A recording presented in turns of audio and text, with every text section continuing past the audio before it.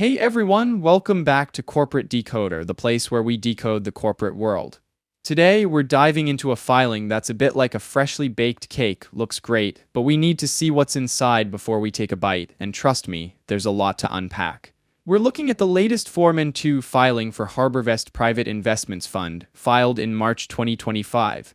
This filing is essentially the fund introducing itself, sharing its plans, and of course, warning you about all the things that could go wrong.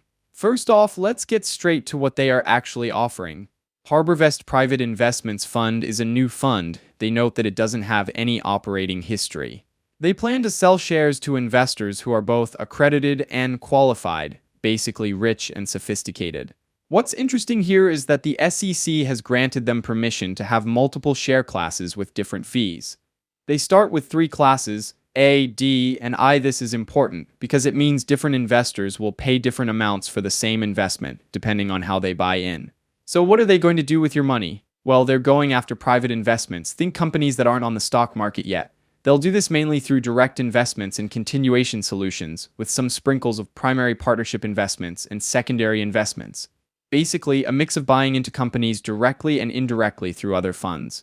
Here's where the filing clarifies some key terms. When they say invest, they mean both directly and indirectly.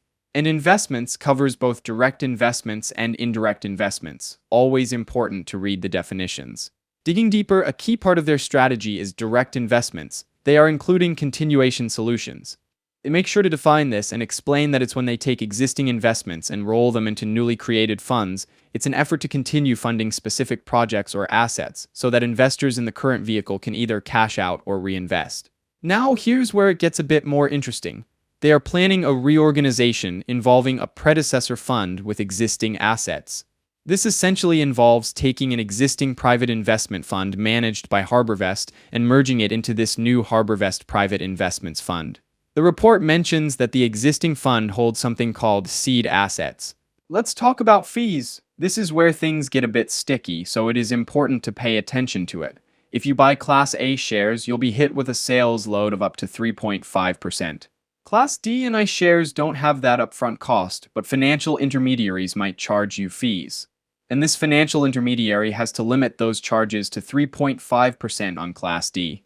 They try to explain the different options of investment to the fund, making it clear that investments in Class A shares are subjected to sales load. They received an exemptive order from the SEC that permits the fund to offer multiple classes of shares. Speaking of fees, let's take a closer look at the estimated annual operating expenses. We see a management fee of 1.25%, but there's also a fee waiver in the first year of over 2%. There's no incentive fees listed for the first year, but a distribution and servicing fee as well as acquired fund fees. For Class A, that gets you to 1.93% after the waiver. So even before you make any money, almost 2% is gone to fees.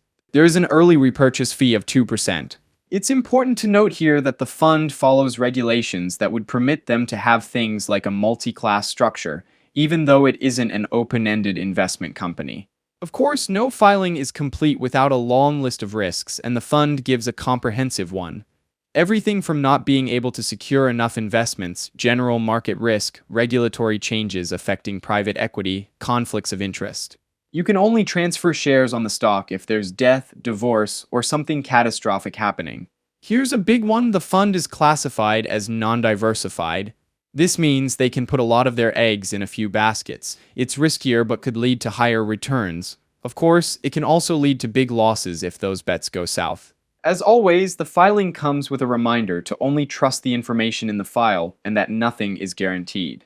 Now back to the interesting stuff. Because they are related, there are rules around how they can invest together. Basically, they can't make deals that unfairly benefit the advisor over the fund. There's a process for making sure everything is fair. But even with that process in place, the fund says it still may be restricted from partaking in certain investment opportunities. The fund says they are entitled to reimbursements from their affiliates for costs in providing services to the fund. They specify that they are covering the service of all investment professionals. They offer an overview of HarbourVest, the organization, stating that through September of last year they have invested over $163 billion. With a caveat that unless otherwise stated, the numbers are generated internally. Regarding the ability for you to take back your investment, the fund states that there is no assurance that they will conduct repurchase offers in any particular period. Regarding financial engineering, the report mentions that they may use leverage to seek to achieve its investment objective, which could make things more volatile. In very plain terms, leverage is when you use debt to make something bigger, but if it goes wrong, your losses are also bigger.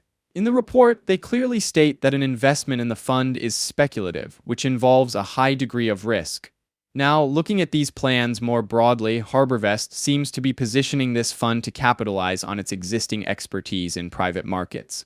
The focus on direct investments and continuation solutions could give them a competitive edge in a market where access to deals is key. However, the fund's div non-diversified/div nature and reliance on key personnel at the advisor means performance hinges heavily on a few bets and people.